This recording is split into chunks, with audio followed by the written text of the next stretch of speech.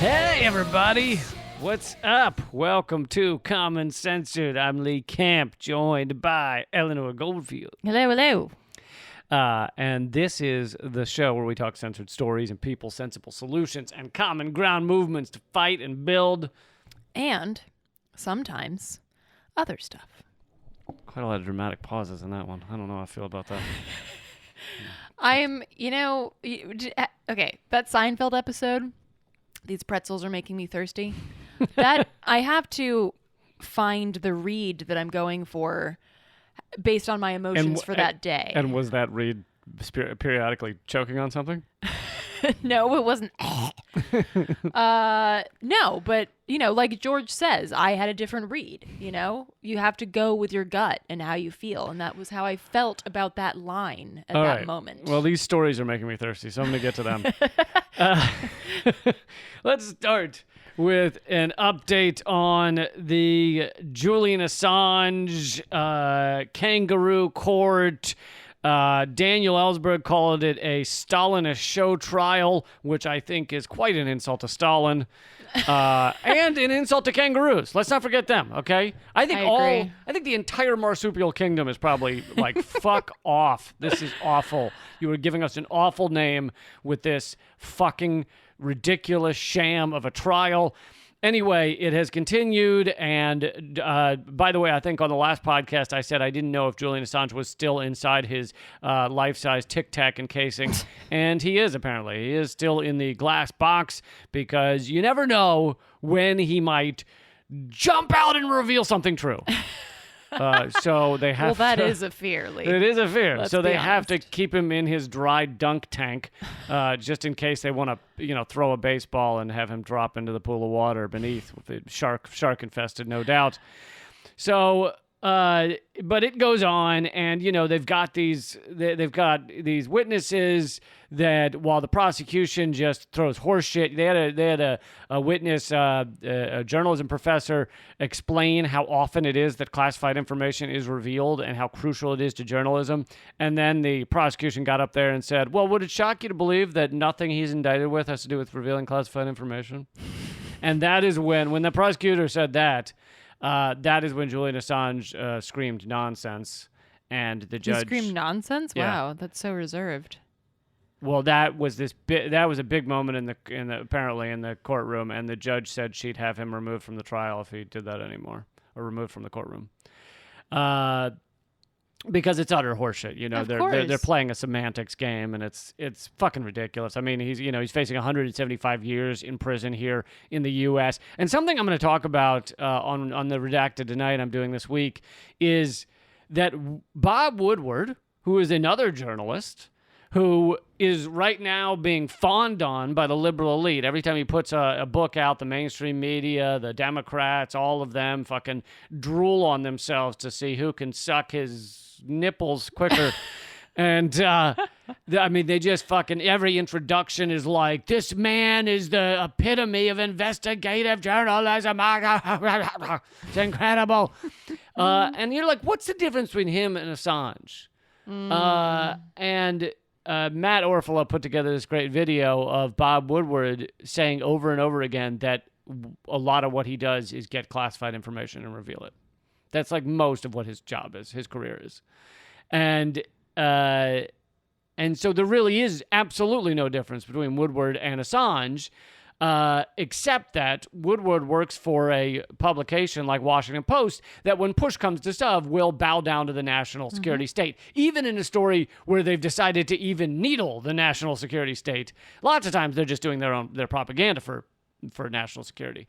But in the occasional time where they slightly push them, like they're going to, let's say reveal a torture program or something, and the Pentagon and everyone, military intelligence comes to them and says, CIA says you cannot reveal this, it threatens national security. Then they go, oh, okay, we're sorry. Mm-hmm. And that's the real difference, is that Woodward works for an organization like that, and Assange revealed things they did not want out there. Well, and let's be honest, the Washington Post, the New York Times, CNN, all of these outlets published or shared what WikiLeaks found. So if we're talking about the fact that, you know, people used what Julian Assange put out there, then they should also be liable for charges, right? Because they as the media behemoths, as corporate media who basically like owns what we all watch and read, unlike in the corporate media stream, they should also be liable then. Yeah, absolutely. It is very common to reveal classified information, although most of it that is revealed by our mainstream media is done to help actually, I'll use this as a segue to jump ahead in our list here. Most of it's revealed to help the propaganda, the propaganda against other countries for the U.S. That is most of the classified info that's revealed, and they say they got it from quote-unquote anonymous sources in the intelligence community. A good example of that is the recent Russian bounties story, where Russia paid the Taliban to apparently kill U.S. soldiers, pay bounties on U.S. soldiers, and anonymous sources inside the intelligence community revealed this to the Washington Post or the New York Times or whatever. And I think you have an update. I do. So NBC News reported on September 14th, so that was yesterday, Monday, we're recording this on the 15th, that the U.S. commander in Afghanistan, basically 2 months after top Pentagon officials vowed to get to the bottom of whether the Russian government bribed the Taliban to kill American service members, the commander of troops in the region says that a detailed review of all available intelligence has not been able to corroborate the existence of such a program. Now, I have a question for you. Do you think this is going to get as much coverage as the Russian bounty story? I believe you might be able to find it on page Z100 of the New York Times. They actually created a new page. It's page Z JCPenney. It's where they normally put the JCPenney ads. It's actually in a JCPenney ad. So if you look in the middle of the JCPenney ad, that's where they're revealing. But this is one of the best parts of this. So General McKenzie, who's the commander of the U.S. Central Command in Afghanistan, said, "We're continuing to look for evidence. I just haven't seen it yet. But it's not a closed issue." I love just simply the statement. Yes, we told the whole world that there was evidence that the U.S. knows that Russia paid the Taliban to kill American soldiers, and that is what happened. And it just happened that we revealed this 2 days after Trump said he's bringing soldiers home from Germany and Afghanistan. Just now they said we're still on the hunt for evidence. We're looking for it any day now. It's like the weapons of mass destruction. Any day now, it's gonna turn up. Well, and so because this is NBC News that posted this, so they have to kind of somehow needle evil Russia into this. And if you read the article, this is what they say. They say, so they admit McKenzie's comments reflecting a consensus view among military leaders underscores the lack of certainty around this narrative. But then they go on to say, U.S. intelligence agencies have for years documented Russian financial and military support to the Taliban, but a specific Russian program to incentivize the killing of American service members would represent a significant escalation. And it's like, so they're saying there's no proof. There's no fucking proof that this bullshit story is at all true. Well, but we have to make sure that we tell you that Russia is funding the Taliban. We're not going to tell you that we're funding the Taliban. Right. We're not going to tell you that we're funding terrorists, but we are going to make sure that by the end of this article, you understand that Russia is still the bad guy, even if this particular story that everyone said was true is a fucking lie. I love this. And you'll see, I mean, it really is comical at this point. I don't want to be in the position of endlessly defending Russia, but you watch, because I'd rather just other people do it. I'd rather just it be done by just tons of mainstream media journalists are like, hey, here's the reality. Here is the truth. But I get forced into this corner where I have to be like, well, this sounds like utter horseshit. Mm-hmm. And so, another one, which I can't, you can correct me if we've already gone through this on the podcast. I can't recall, but is the hilarious Alexei Navalny poisoning. That everyone's been talking about. And look, I have very little information about Alexei Navalny. I know a couple of things. For one thing, I know that, first of all, he was polling at 2% in Russia. So, look, in any country, I want lots of parties. I want lots of people to run for office. I want lots of democracy. Mm-hmm. So if he were doing well, I would say great. It's not like I hate this guy. I don't know this guy. I don't know anything about him. So I'm not saying this from a place of like, ha ha, fuck that guy. I'm just saying it from a fact. He was polling at 2%. So clearly, big problem for Putin. Real problem for Putin.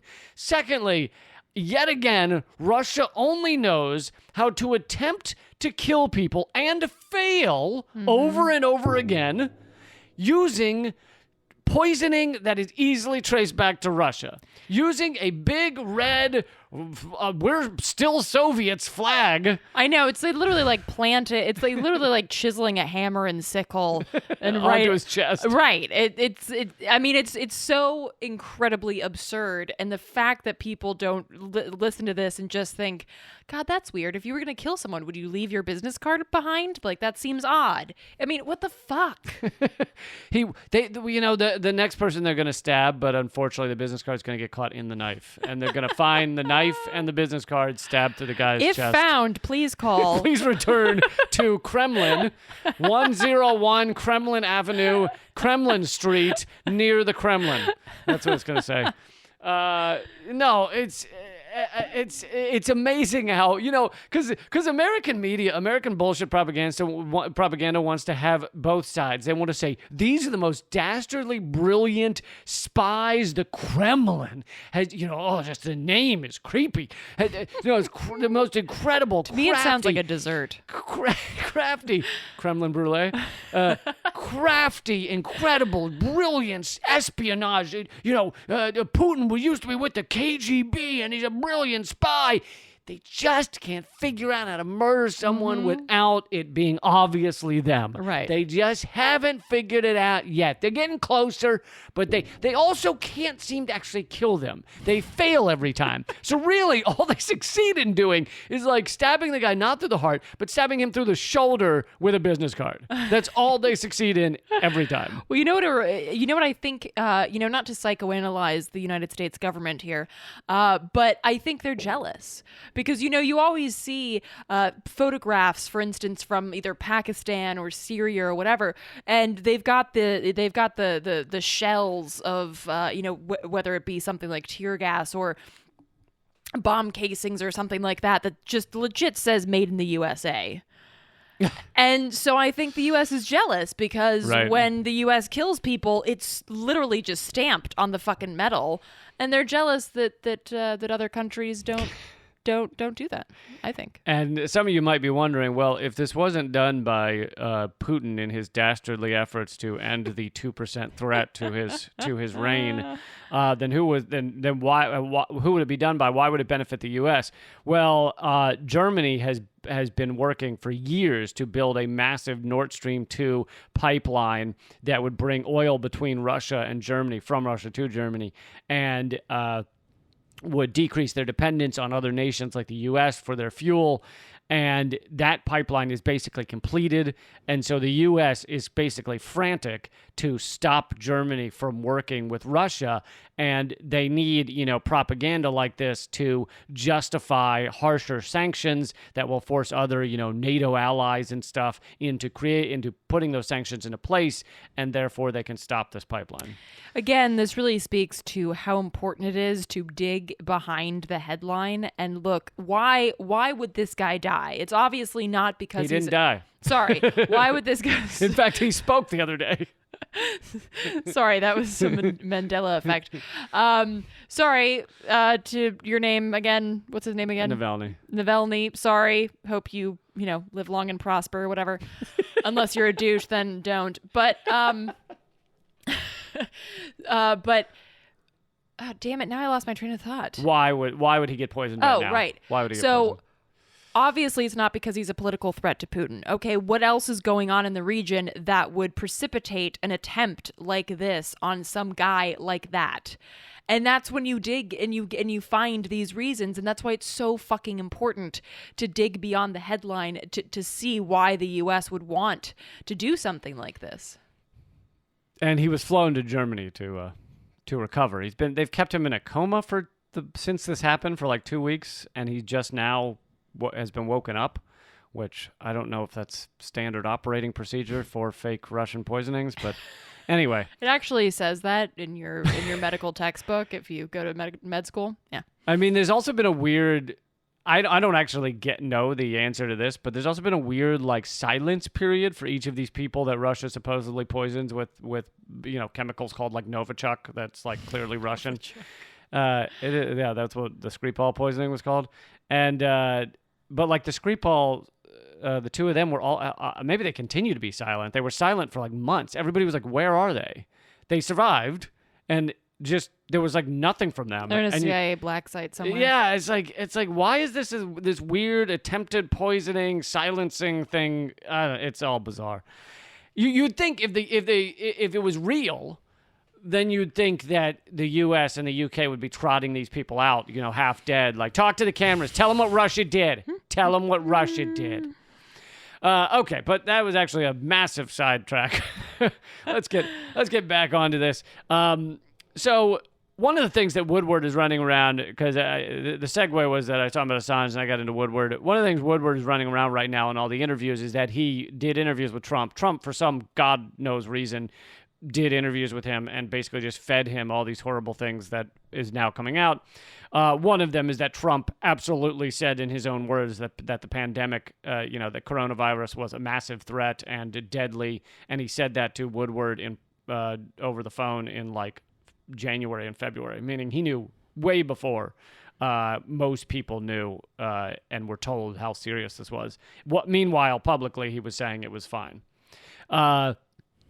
Now, the media's rightfully running around and going, how fucking could he? How could he know this many people, or some hundreds of thousands at the least, could die from this? And he ran around, because we all just thought he was an idiot till now. But in fact, he knew. And now we know that he knew. And he was not being an idiot. He was making a choice to downplay everything. But what the media is not saying is like, there are greater threats to us right now than just coronavirus. And guess what?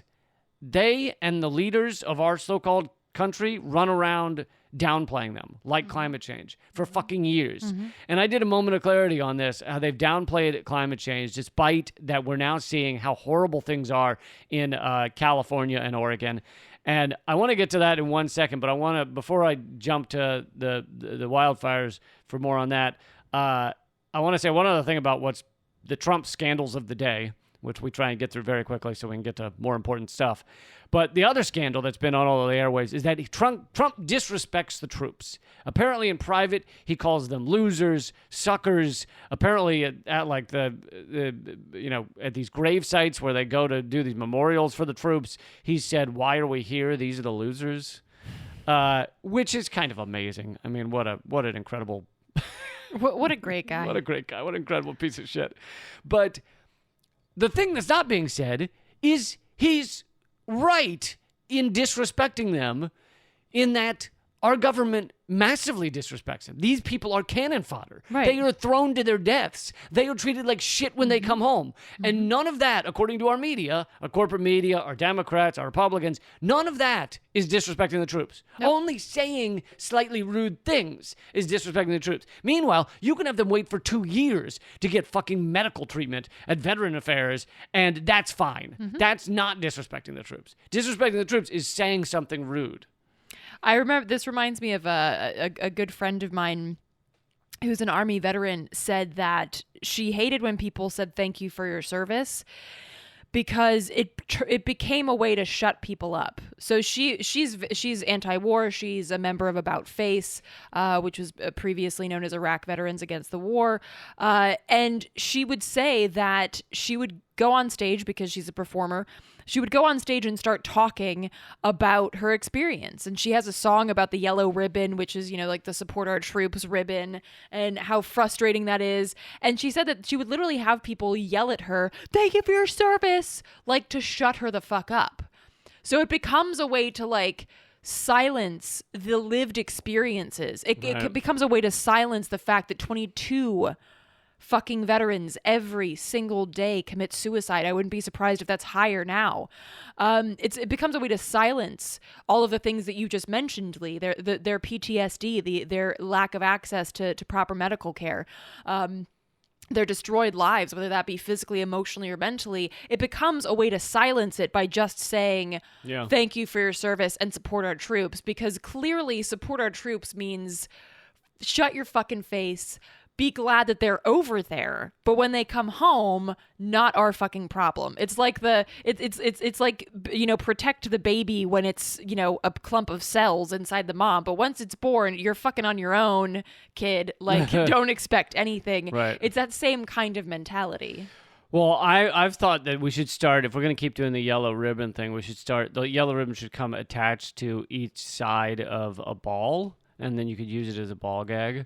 You just tie it around your head and shut the fuck up, because the yellow ribbon is really to shut the fuck up. Everyone, when they give you a yellow ribbon, they're saying just shut up and just fall in line and agree that every war we have is fine and wonderful. I mean, if you really want to, now I'm thinking maybe I'll talk about this in an upcoming Redacted tonight, but if you really, this whole Trump disrespect the troops, it's like, absolutely he does.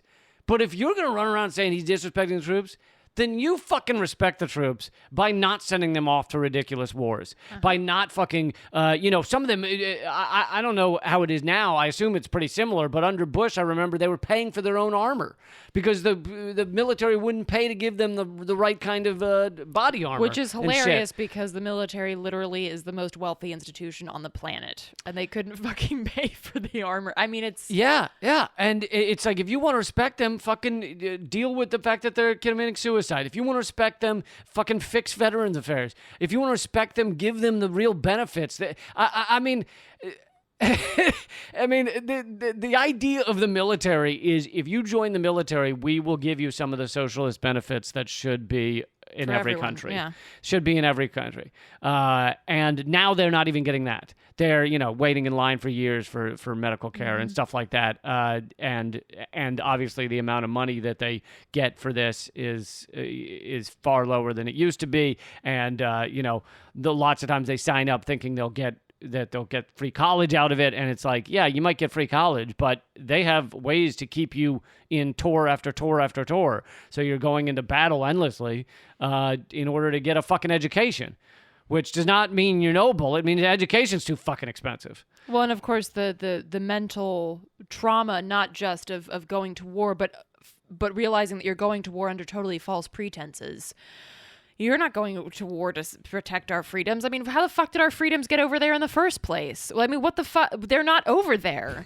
They're here, buried under the boot of corporate America. Like, that's where we should be going to war. That's where our Humvees should be driving up Wall Street, picking off bankers.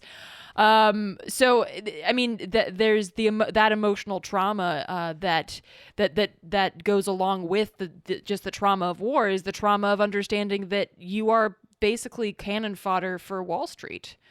Not for a good cause, not for, protecting freedom or justice or anything beautiful like that. Right. Endless bankers' wars to steal the resources of other countries is really what it comes down to. So, yes, Trump's disrespecting the troops. And so are all these fucking shills who are so upset that Trump's disrespecting the troops.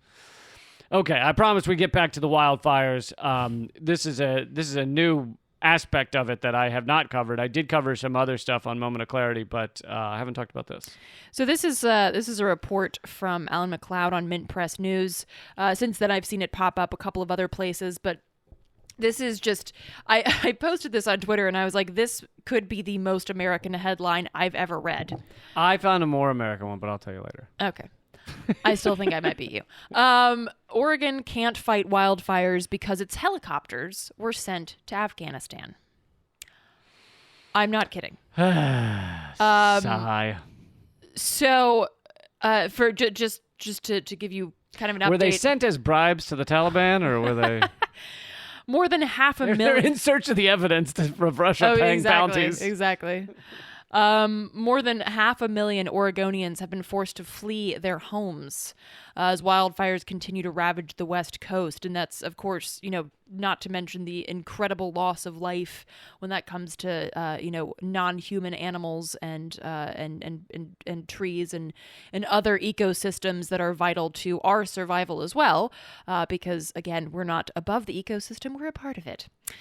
And the wildfires might be a really good way of hammering that home in a very dark way. But so basically, they've received support from a lot of firefighters across the country, but there's still even there have even been Mexican firefighters that arrived in the state. I believe it was on September 10th to give support. I would be terrified that they would grab me and just put me in a cage at the border. Like if I were a Mexican firefighter. Totally. But it really, this is, again, like this speaks to the altruism of other nations compared to the United States. Like when Hurricane Katrina happened, Cuba offered to send doctors and to send, disaster relief workers because Cuba is literally like right across the fucking water from Louisiana. And Louisiana said, no, you fucking commies. And Cuba was like, all right, fine, it's your loss. And of course, thousands of people died unnecessarily because the U.S. couldn't fucking get their shit together. Meanwhile, right across the water, people were, perfectly willing to come assist. Well, that's because apparently Cubans, most of them don't have the American unfettered capitalism brain parasite that we have. So I'm pretty sure that was in the floodwaters of New Orleans, so they probably could have picked it up there. But anyway, so back to Oregon. One of the major reasons that they're still having so much difficulties, despite the fact that they're getting assistance, is that many of the state's largest firefighting aircraft aren't available because the Department of Defense sent them to Afghanistan.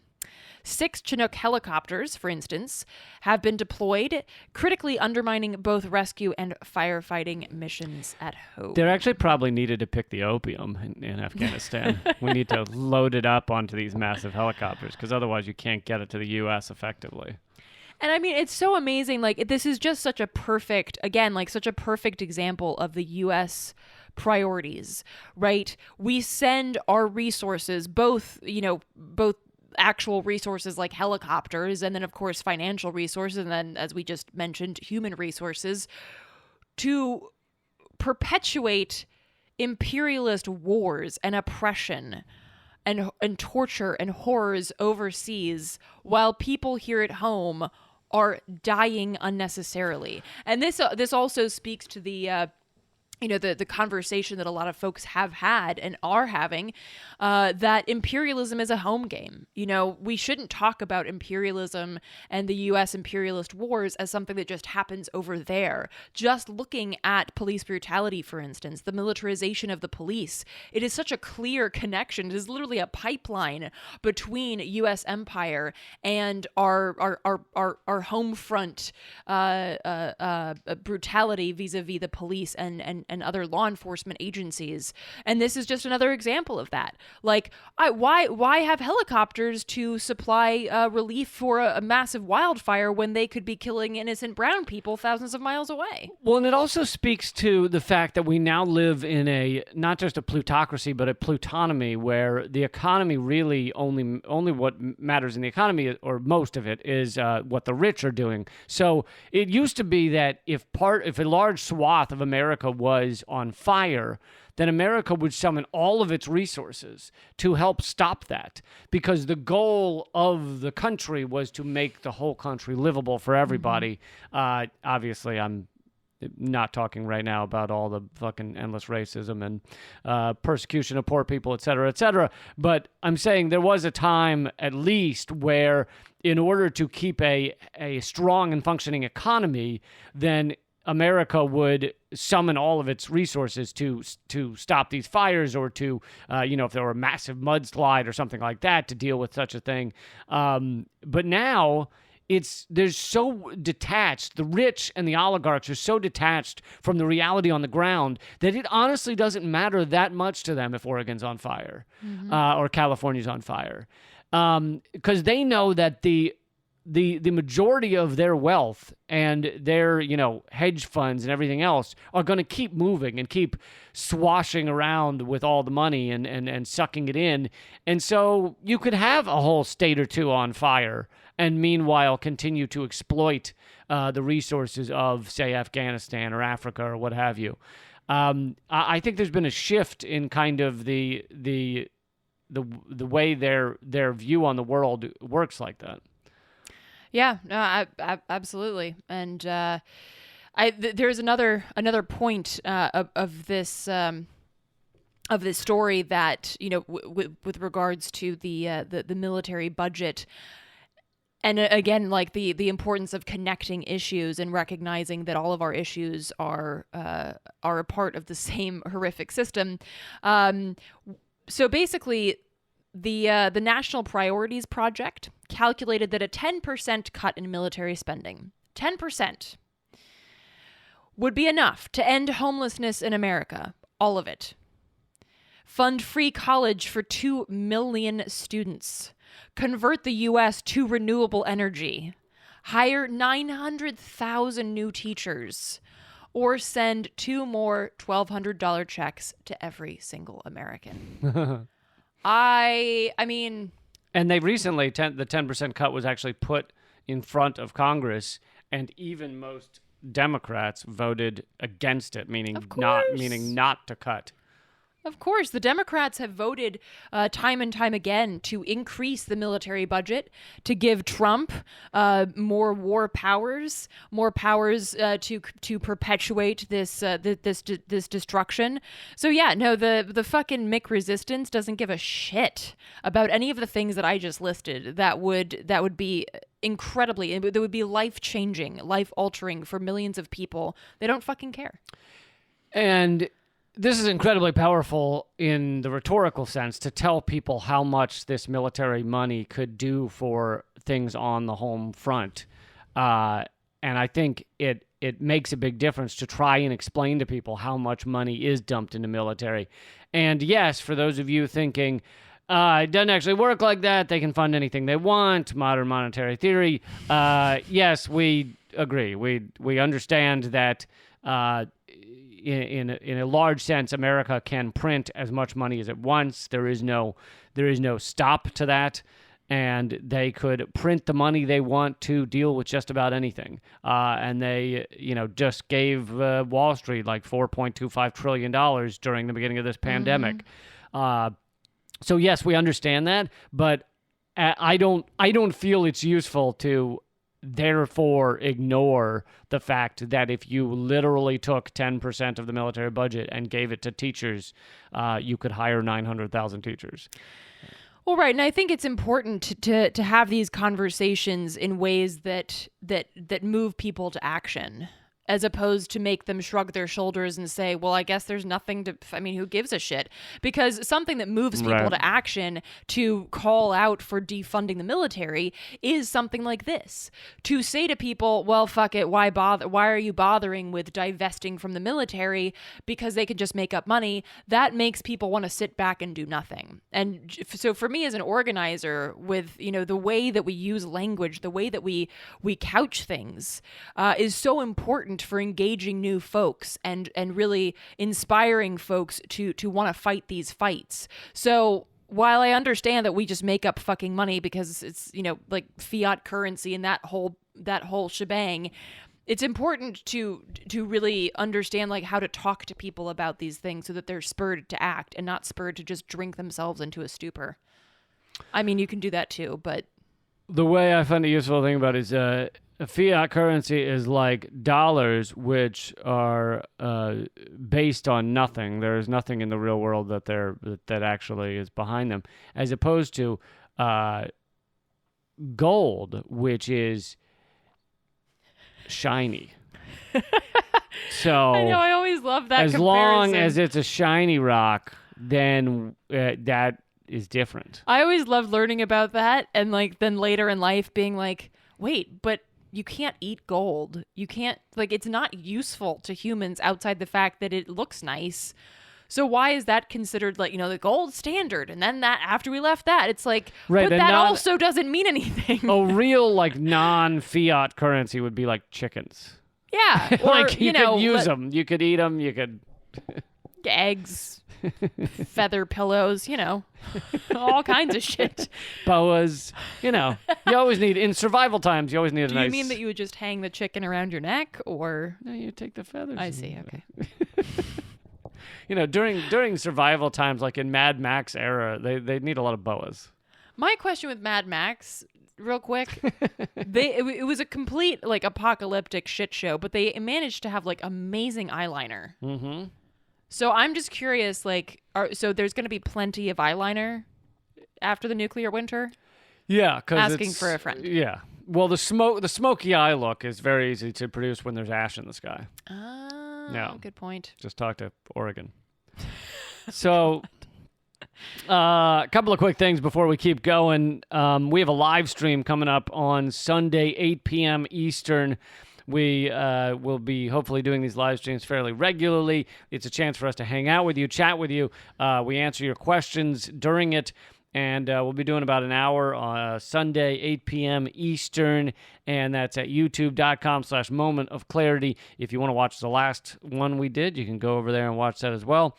Eleanor's movie is at hardroadofhope.com, and it has received rave reviews, and it's an official selection of like 6 different festivals. It's incredible.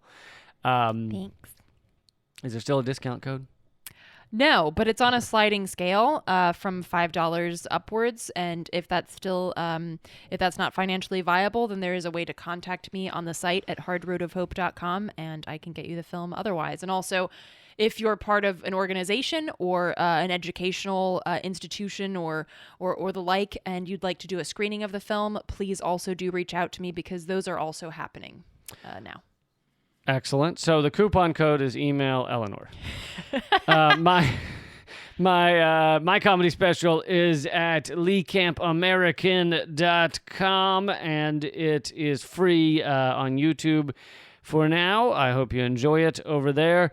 Also, if you want to support this show, because we have no sponsors, there's nothing corporate on here, no one's paying us to do this podcast, you please support the show. Go to patreon.com/commoncensored.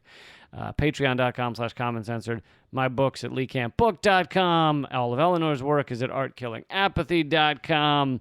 And I think we're going to keep going. Good. I'm glad to hear it. Yeah. Because there's more to talk about. Absolutely. So big news in the Breonna Taylor tragedy. Right. So this is good news, but it's also like, So basically today, the city of Louisville announced that it would pay a $12 million settlement to Breonna Taylor's family, and also institute police reforms. It's unclear what those police reforms would be. They didn't mention it.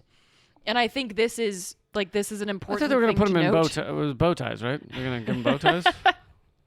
It's kind of like the Democrats. They're going to smile as they're shooting you. Right.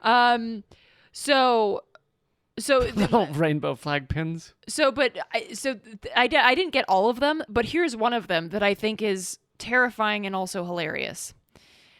Hilariously terrifying. One of these so-called police reforms was a housing incentive program to encourage officers to live in low-income neighborhoods within the city. Stop it. No, I'm serious. Say that again. The settlement includes establishing a housing incentive program to encourage officers to live in low-income neighborhoods within the city. There is no... Oh, my God. There's no fucking way that's happening.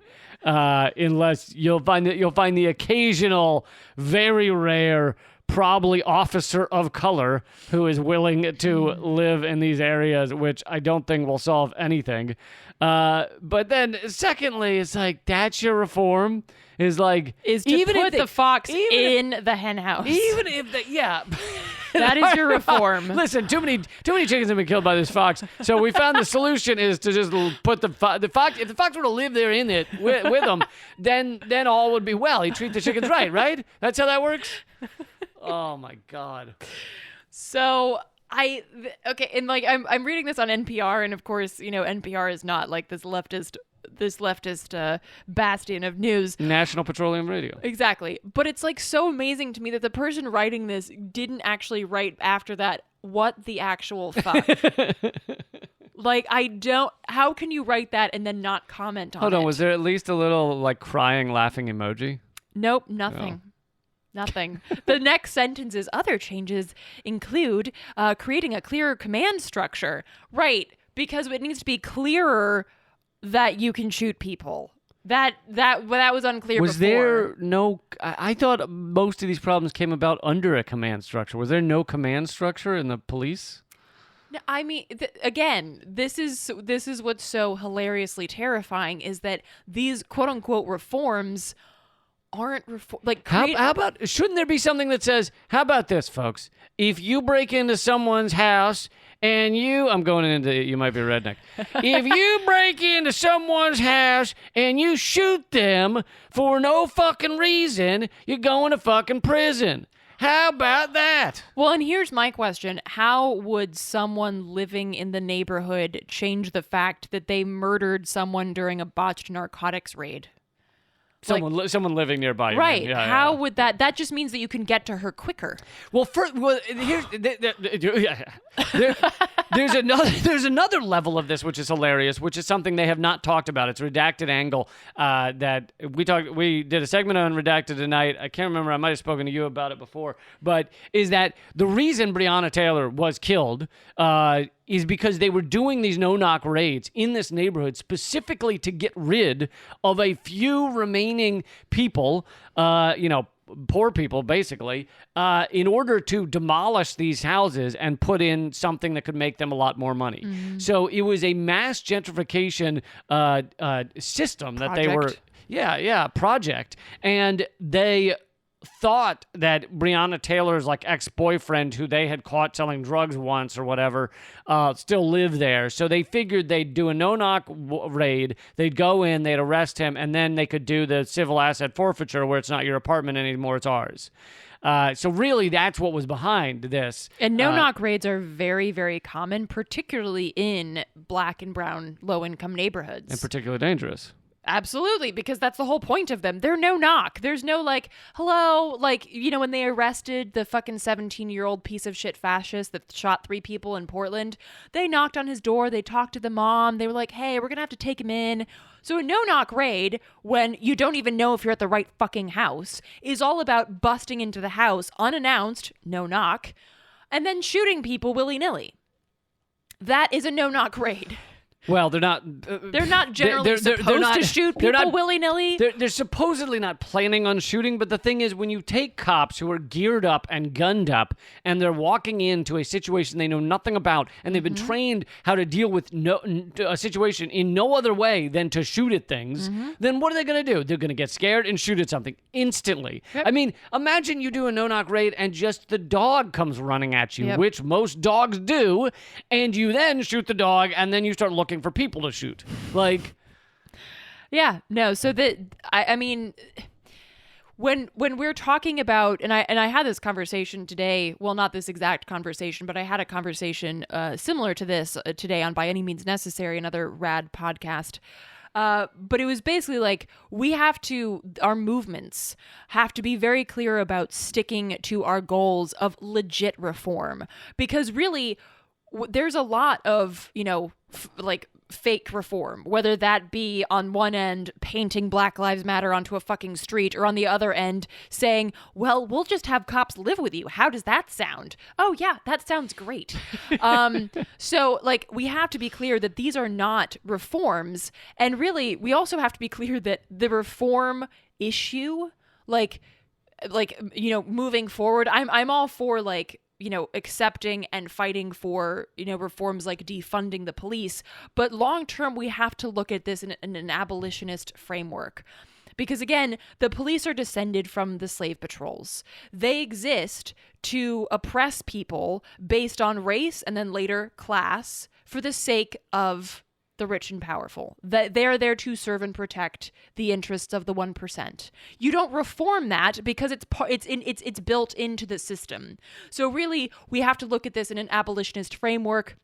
And of course, look at, okay, if we don't have police, and we talked about this last episode with regards to, people being called to situations outside of the police force and things like that. But looking at different options, taking cues from people like, in Rojava in northern Syria, where they have peacekeepers as opposed to police, and looking at different ways to do this, because this is obviously not fucking working what we have now. And you can only reform this shit heap so much because it's rotten to the core. And so I think that that's, these are the important notes that we should that we should be clear on as we move forward. Yeah, and all of these things that we're talking about right now, or most of them, are not being talked about in this story, even though this story is being talked about on all your mainstream media. It's on CNN, it's on MSNBC, you're reading off NPR. So this is a mass national story, as opposed to a lot of the stories we talk about are not. Mm-hmm. Where they are carefully avoiding a lot of the deeper issues and the deeper topics, because those topics are, the third rail of not just politics, but of media. And if you were to go on any of these shows and say, let's talk about how, 98% of everything that police do should not be done by an armed squad of people, then you would never be invited back. So you have personal experience with that. Not on that topic, but no, yes, but yes, I do. And so it's like this story is everywhere. I mean, I watched CNN. They covered the whole news conference with the Breonna Taylor's family and Louisville officials and everything. And the $12 million settlement is meant to make this story go away for Louisville. And yet they will not actually get at the root of what policing is. I mean, it is the fist of the fascist state. Mm-hmm. It is if you are going to have, I want to do a segment, and Richard Wolff has done some great writing on how capitalism has a democracy problem, where always from the beginning of capitalism, it was a problem that you cannot have everyone voting in a system where 1% are the rich and the rulers. Right. If they are allowed to actually vote, if everyone's allowed to actually vote and have their vote heard, mm-hmm. Without propaganda, with proper information for the voters, then inevitably and quickly, probably, they're going to vote out the fucking rich people that run things. Mm-hmm. So capitalism has this innate democracy problem, and one of the ways it deals with that, the innate inequality problem, is to have basically on-call armed soldiers all over every city. Mm-hmm. They're all there. They're all ready to go when they need to be called. And in these cases where people stand up in a large way, they are called, and they're called out, and they're very violent, and they're wearing more armor and bigger guns and everything else in order to defend the incredibly unequal system. Absolutely, yeah, they are the servants of and protectors of the 1%. All right. Do we have? Let's see. Oh, we're wrapping up here in a minute, but we are indeed. Do you want to talk about the digital divide? Yes. Let's squeeze the digital divide in here before we wrap up. I talked to Maurice Cook today. He's going to be on Redacted Night VIP. He's awesome. Yeah, awesome activist, organizer, everything, and his organization just. Did a project where they got backpacks and laptops with Wi-Fi to a bunch of kids, poor kids, at-risk kids, and this made me think. Now one thing is he had tweeted about the fact that he's sick of the term digital divide because it is a kind of euphemism to not say structural racism, because our structure is set up so that the very many, a much larger percentage per capita of our poor in this country that don't have access to internet or very good access to internet or access to enough devices for the family, et cetera, are people of color. So this is a structural racism issue. But in general, right now during this pandemic, you have so many kids that are going back to school virtually or they're in class virtually a lot of the time. And many of them don't have regular Wi-Fi, or they don't have good Wi-Fi, or they don't have a laptop, or they don't have a good phone. And so you have kids, it's gone viral, the photo of kids sitting outside. I think it was two Latinx kids sitting outside Taco Bell trying to do their homework on phones, and they're at Taco Bell so they can use the Taco Bell Wi-Fi. Yeah. And this situation is, it gets an NPR story once a month, and that's the entirety of it. Yeah, and I can't remember the numbers. I looked at this a while back, but I think it was something like some astronomical, like 40% of black kids don't have steady access to Wi-Fi in their homes. And that is an astonishing percentage in a place like the United States. We're not on Easter Island. Okay, this is like this is the bastion of technological progress. And a huge bulk of our youth do not have access to the tools that are required for this remote learning. And then, of course, this only perpetuates the divide between black and brown kids and white kids. And then, of course, this will follow them until their ability to get into college, their ability to get jobs, right. All of that. So this is something that is going that like right now people might be like, oh, whatever, you're in 5th grade. But this has repercussions that follow people for their entire lives. Right. And I think that's a great point that this is partially by accident, in the sense that we have an incredibly unequal and racist society, and therefore they happen to not have Wi-Fi, etc. But the reason very few communities and very few, especially on the federal level, but very few areas are doing much or enough to remedy this, to fix this, is because it works into a dynamic that, again, our system, our country enjoys once, which is that the people of color and poor people are not able to get the same education, are not able to advance at the same rate, are not able to fight through the mud of poverty to get educated enough to become wealthy, or to become the people pulling the levers of the society, rather than those being hit by the results of society or the impacts of society. And so it actually is useful to the kind of ruling elite that you have so many people struggling, so many kids, poor kids struggling to get educated. And we see this again and again, that, the cost of the cost of a college education is so prohibitive to so many people. And that's, again, useful. And you and I before have talked about the fact that most people who get into Congress, who get elected to Congress, interned in Congress or interned in the state house in their state or whatever, in order to learn how things work, in order to learn how to actually run a campaign, et cetera, et cetera. And in most of these internships, you're not paid.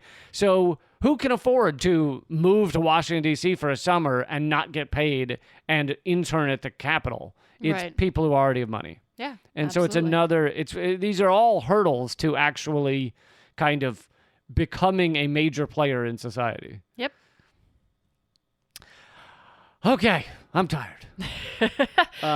Thank you guys so much. By the way, I wanted to mention again that this Sunday, the 19th, right, is, did I get the date right? Is I don't know. At 3 p.m. No, Eastern. Because the 19th is Saturday. So when is Kevin Zeese's memorial? That's the 19th. Oh, Saturday. Okay. So Kevin Zeese's memorial is Saturday, September 19th at 3 p.m. Eastern, and you can go there at or sign up maybe at bit.ly, bit.ly/Kevin Zeese, And it's everyone's welcome to come. As we've talked about on this podcast before, he's incredible. He was an incredible activist, incredible man, a friend of ours, and just involved in every fight. And I think you're going to, if you knew about the projects he worked on or anything, I think you'll get something out of that memorial. So that's bit.ly/Kevin Zeese. I mean, that's about it. We're headed over to patreon.com/commoncensored to do an extra 10 to 15 more minutes. We'd love for you to join us over there. It's easy to become a member and very quick. And, we have no ads for anything. No one sponsors us. So we rely on you guys to keep us going. Patreon.com/commoncensored. All right. Did I miss anything? Nope. See you next time. Keep fighting. Act out.